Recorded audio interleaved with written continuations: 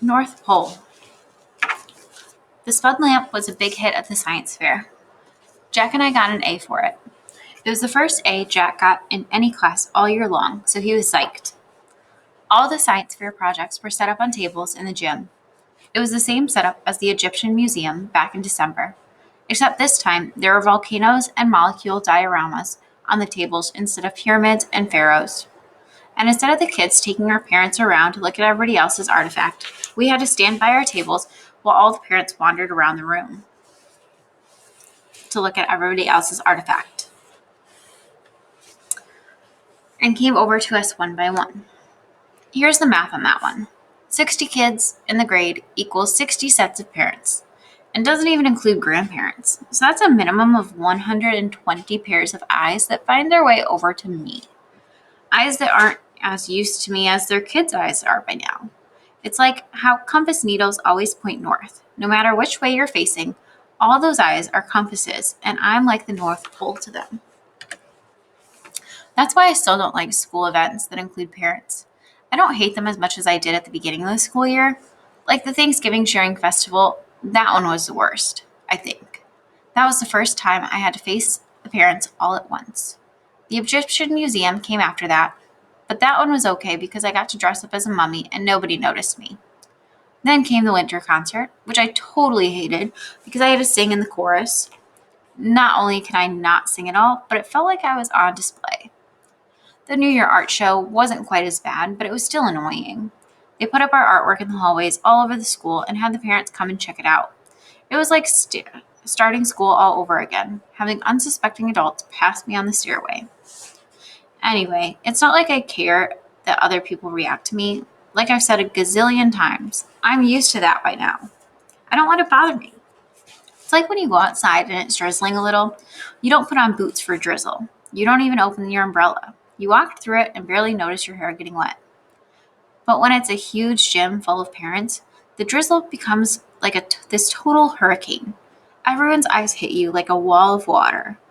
Mom and Dad hung around my table a lot, along with Jack's parents. It's kind of funny how parents actually end up forming the same little groups their kids form. Like my parents and Jack's and Summer's mom all like and get along with each other.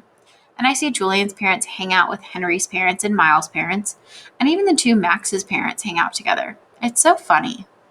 I told Mom and Dad about it later when we were all walking home, and they thought it was funny.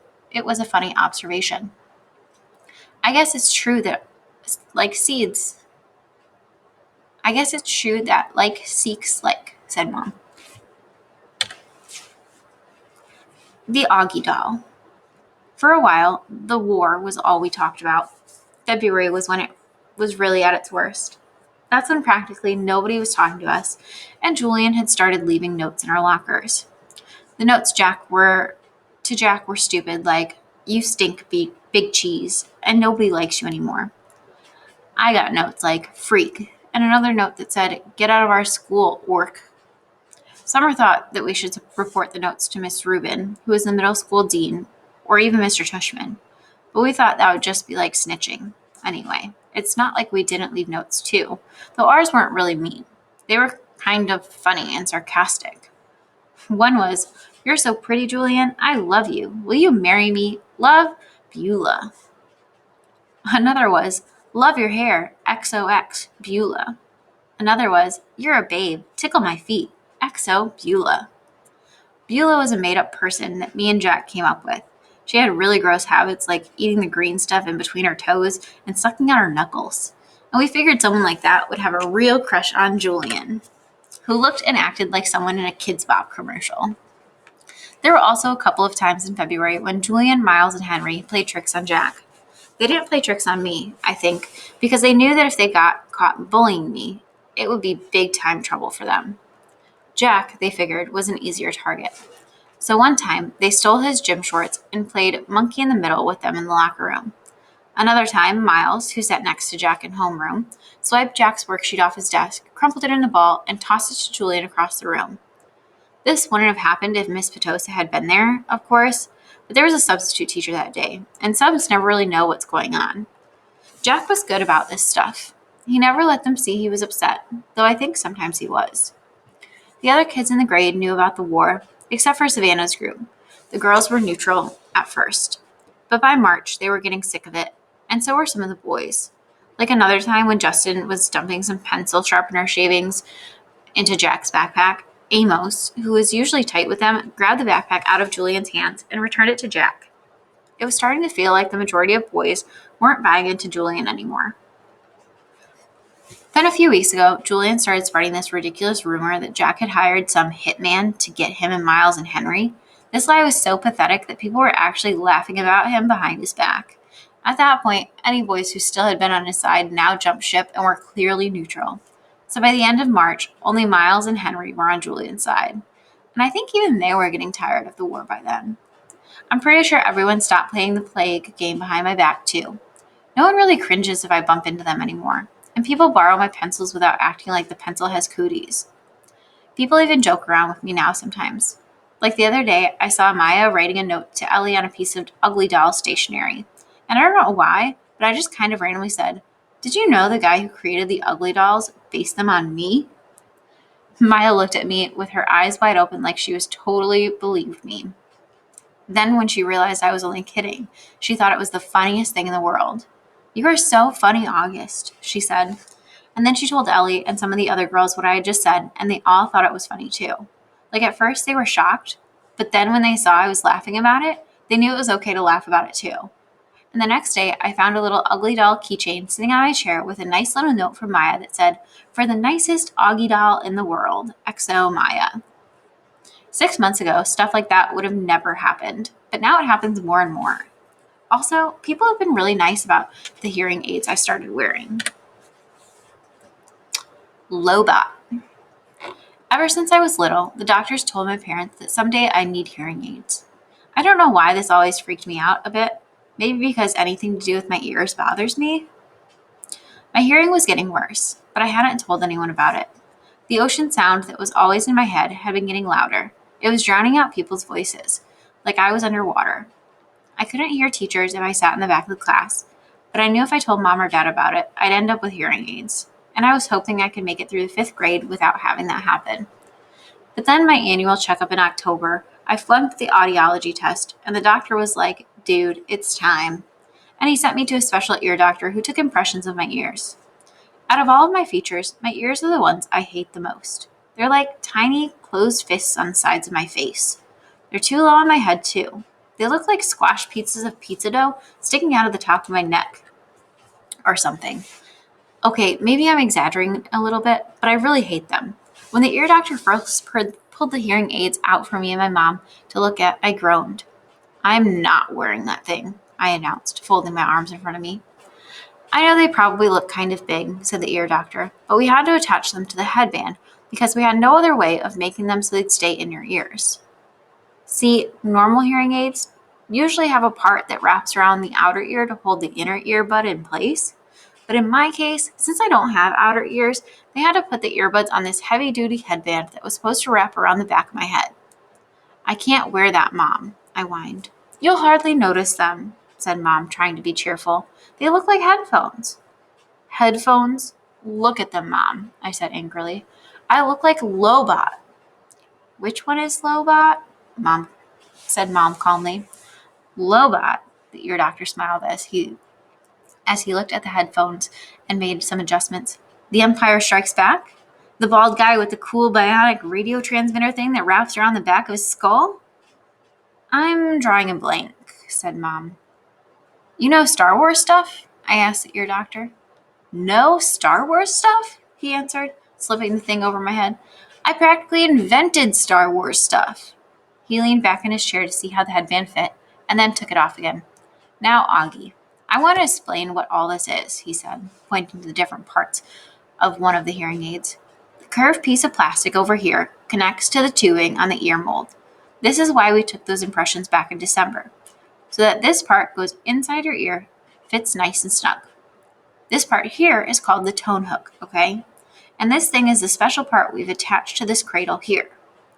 "The Lobot part," I said miserably. "Hey, Lobot is cool," said the ear doctor. "It's not like we're saying you're going to look like Jar Jar, you know? That would be bad."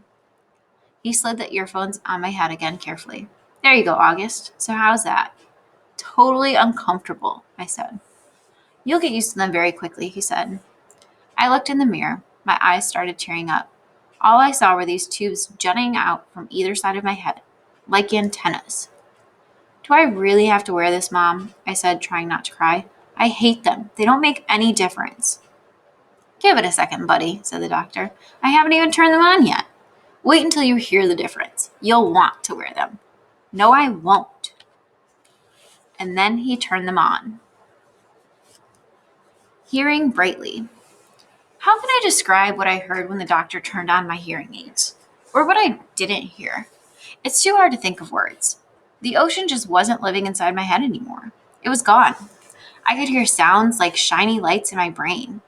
It was like when you're in a room where one of the light bulbs in the ceiling isn't working, but you don't realize how dark it is until someone changes the light bulb, and then you're like, whoa, it's so bright in here. I don't know if there's a word that means the same as bright in terms of hearing, but I wish I knew one, because my ears were hearing brightly now. How does it sound, Auggie? The ear doctor said. Can you hear me okay, buddy? I looked at him and smiled, but I didn't answer. Sweetie, do you hear anything different? Said Mom. You don't have to shout, Mom. I nodded happily. Are you hearing better? Asked the ear doctor. I don't hear that noise anymore, I answered. It's so quiet in my ears. The white noise is gone, he said, nodding. He looked at me and winked. I told you you'd like what you heard, August. He made more adjustments on the left hearing aid. Does it sound very different, love? Mom asked. Yeah, I nodded. It sounds lighter. That's because you have bionic hearing now, buddy, said the doctor, adjusting the right side. Now touch here. He put my hand behind the hearing aid. Do you feel that? That's the volume. You'll have to find the volume that works for you. We're going to do that next. Well, what do you think? He picked up a small mirror and had me look in the big mirror at how the hearing aids looked in the back. My hair covered most of the headband. The only part that peeked out was the tubing. Are you okay with your new bionic Lobot hearing aids? The ear doctor asked, looking in the mirror at me. Yeah, I said. Thank you. Thank you so much, Dr. James, said Mom. The first day I showed up at school with the hearing aids, I thought kids would make a big deal out of it. But no one did. Summer was glad I could hear better, and Jack said it made me look like an FBI agent or something. But that was it. Mr. Brown asked me about it in English class, but it wasn't like, what the heck is that thing on your head? It was more like, if you ever need me to repeat something, Auggie, make sure you tell me, okay? Now that I look back, I don't know why I was so stressed about it all this time. Funny how sometimes you worry a lot about something and it turns out to be nothing. Via's secret. A couple of days after spring break ended, Mom found out that Via hadn't told her about a school play that was happening at her high school the next week. And Mom is mad. Mom doesn't really get mad that much, though Dad would disagree with that. But she was really mad at Via for that. She and Via got into a huge fight. I could hear them yelling at each other in Via's room. My bionic Lobot ears could hear Mom saying, But what is with you lately, Via? You're moody and taciturn and secretive. What is so wrong with my not telling you about a stupid play? Via practically screamed. I don't even have a speaking part in it. Your boyfriend does. Don't you want us to see him in it? No, actually I don't. Stop screaming. You screamed first. Just leave me alone, okay? You've been really good about leaving me alone my whole life, so why you choose high school to suddenly be interested, I have no idea. Then I don't know what Mom answered because it all got very quiet, and even my bionic Lobot ears couldn't pick up a signal.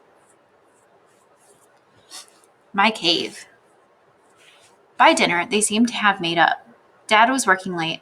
Daisy was sleeping. She'd thrown up a lot earlier in the day, and Mom made an appointment to take her to the vet the next morning. The three of us were sitting down, and no one was talking. Finally, I said, So are we going to see Justin in a play?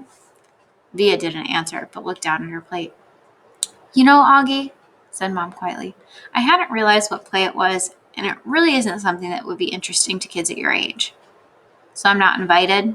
I said, looking at Via. I didn't say that, said Mom. I just don't think it's something you'd enjoy. You'd get totally bored, said Via, like she was accusing me of something. Are you and Dad going? I asked. Dad'll go, said Mom. I'll stay home with you. What? Via yelled at Mom. Oh, great. So you're going to punish me for being honest by not going? You didn't want us to go in the first place, remember? Answered Mom. But now that you know about it, of course I want you to go, said Via. Well, I've got to weigh everyone's feelings here, Via, said Mom. What are you two talking about? I shouted. Nothing, they both snapped at the same time. Just something about Via's school that has nothing to do with you, said Mom. You're lying, I said. Excuse me? Said Mom, kind of shocked. Even Via looked surprised. I said you're lying, I shouted. You're lying, I screamed at Via, getting up. You're both liars. You're both lying to my face like I'm an idiot. Sit down, Auggie, said Mom, grabbing my arm. I pulled my arm away and pointed at Via. You think I don't know what's going on? I yelled. You just don't want your brand new fancy high school friends to know your brother's a freak. Auggie, Mom yelled. That's not true.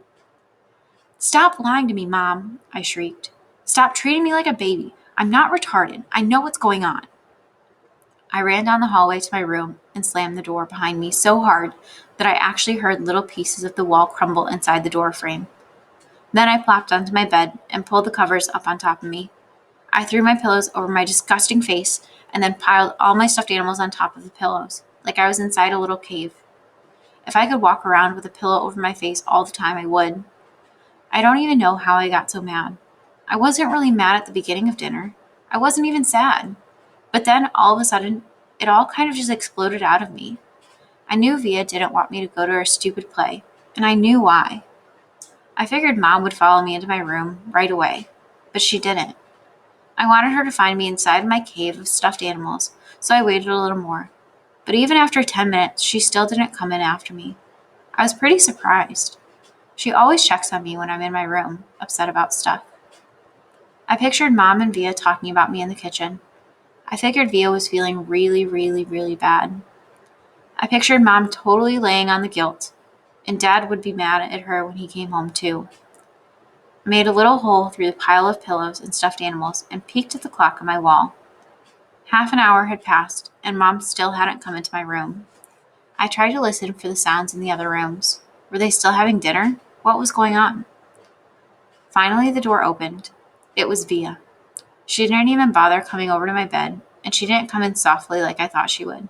She came in quickly. Goodbye. Auggie, said Via. Come quick. Mom needs to talk to you. I'm not apologizing. This isn't about you, she yelled. Not everything in the world is about you, Auggie. Now hurry up. Daisy's sick. Mom's taking her to the emergency vet. Come say goodbye. I pushed the pillows off my face and looked up at her. That's when I saw she was crying. What do you mean, goodbye? Come on, she said, holding out her hand. I took her hand and followed her down the hall to the kitchen.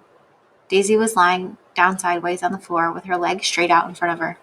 She was panting a lot, like she'd been running in the park. Mom was kneeling beside her, stroking the top of her head. What happened? I asked. She just started whimpering all of a sudden, said Via, kneeling down next to Mom. I looked down at Mom, who was crying too. I'm taking her to the animal hospital downtown, she said. The taxi's coming to pick me up. The vet'll make her better, right? I said. Mom looked at me. I hope so, honey, she said quietly. But I honestly don't know. Of course he will, I said. Daisy's been sick a lot lately, Auggie, and she's old. But they can fix her, I said, looking at Via to agree with me, but Via wouldn't look up at me. Mom's lips were trembling. I think it might be time we say goodbye to Daisy, Auggie. I'm sorry. No, I said. We don't want her to suffer, Auggie, she said. The phone rang. Via picked it up, said, okay, thanks, and then hung up. The taxi's outside, she said, wiping her tears with the backs of her hands. Okay, Auggie, open the door for me, sweetie, she said, Mom, picking up Daisy very gently, like she was a huge droopy baby.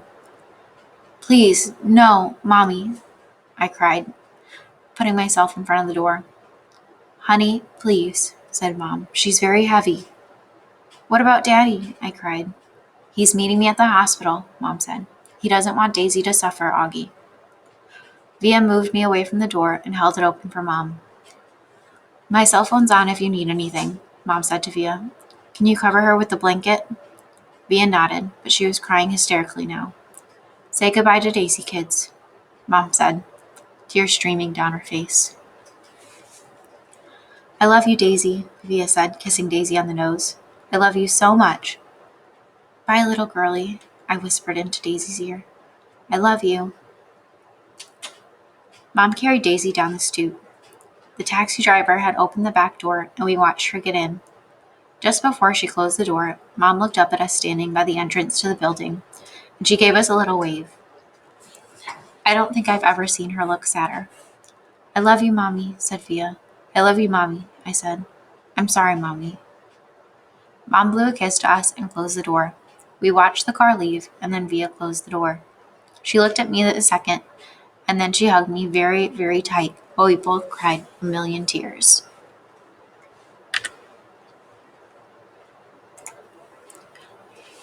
Daisy's toys. Justin came over about a half hour later. He gave me a big hug and said, Sorry, Auggie. We all sat down in the living room, not saying anything. For some reason, Bea and I had taken all of Daisy's toys from around the house and had put them in a little pile on the coffee table. Now we just stared at the pile. She really is the greatest dog in the world, said Via. I know, said Justin, rubbing Via's back. She just started whimpering like all of a sudden, I said. Via nodded. Like 2 seconds after you left the table, she said. Mom was going to go after you, but Daisy just started, whimpering. Like how? I said. Just whimpering. I don't know, said Via. Like howling? I asked. Auggie, like whimpering, she answered impatiently. She just started moaning like something was really hurting her, and she was panting like crazy. Then she just kind of plopped down, and Mom went over and tried to pick her up or whatever, and she was obviously hurting. She bit Mom. What? I said. When Mom tried to touch her stomach, Daisy bit her hand, Via explained. Daisy never bites anybody, I answered. She wasn't herself, said Justin. She was obviously in pain. Daddy was right, said Via. We shouldn't have let her get this bad.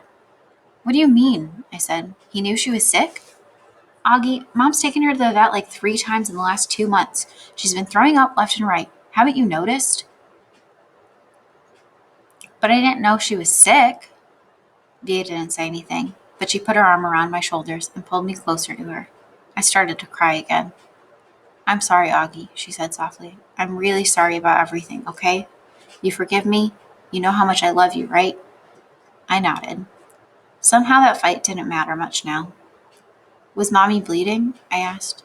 It was just a nip, said Via, right there. She pointed to the bottom of her thumb to show me exactly where Daisy had bitten Mom. Did it hurt her? Mommy's okay, Auggie. She's fine. Mom and Dad came home 2 hours later. We knew the second they opened the door and Daisy wasn't with them that Daisy was gone.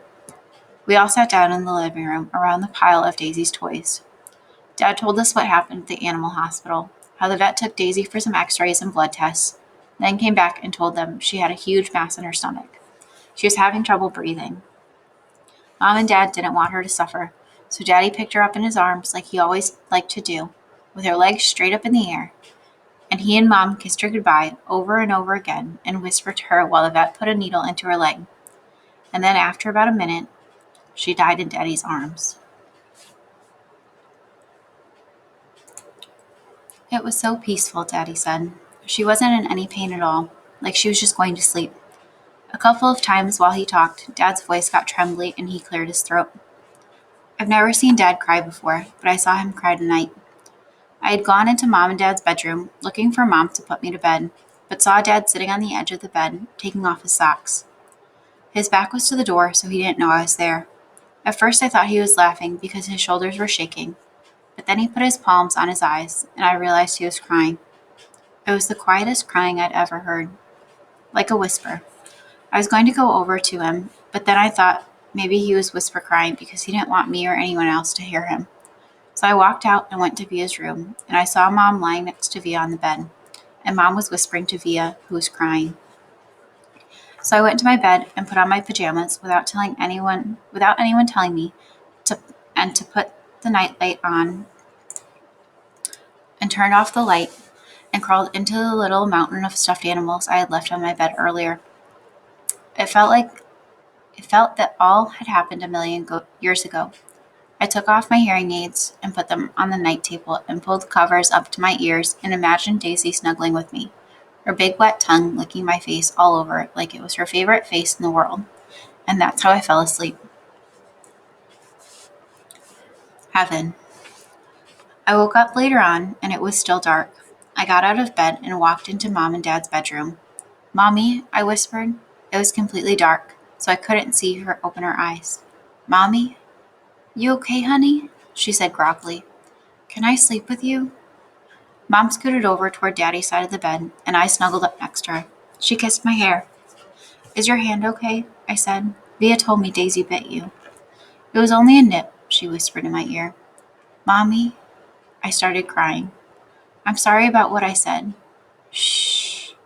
There's nothing to be sorry about, she said, so quietly I could barely hear her. She was rubbing the side of her face against my face. Is Via ashamed of me? I said. No, honey, no. You know she's not. She's just adjusting to a new school. It's not easy. I know. I know you know. I'm sorry I called you a liar. Go to sleep, sweet boy. I love you so much. I love you so much too, Mommy. Good night, honey, she said very softly. Mommy, is Daisy with Grands now? I think so. Are they in heaven? Yes. Do people look the same when they go to heaven? I don't know. I don't think so. Then how do people recognize each other? I don't know, sweetie. She sounded tired. They just feel it. You don't need your eyes to love, right? You just feel it inside you. That's how it is in heaven. It's just love. And no one forgets who they love. She kissed me again. Now go to sleep, honey. It's late. And I'm so tired. But I couldn't go to sleep. Even after I knew she had fallen asleep. I could hear Daddy sleeping too, and I imagined I could hear Via sleeping down the hallway in her room. And if I wondered if Daisy was sleeping in heaven right then, and if she was sleeping, was she dreaming about me? And I wondered how it would feel to be in heaven someday and not have to face matter anymore. Just like it never ever mattered to Daisy.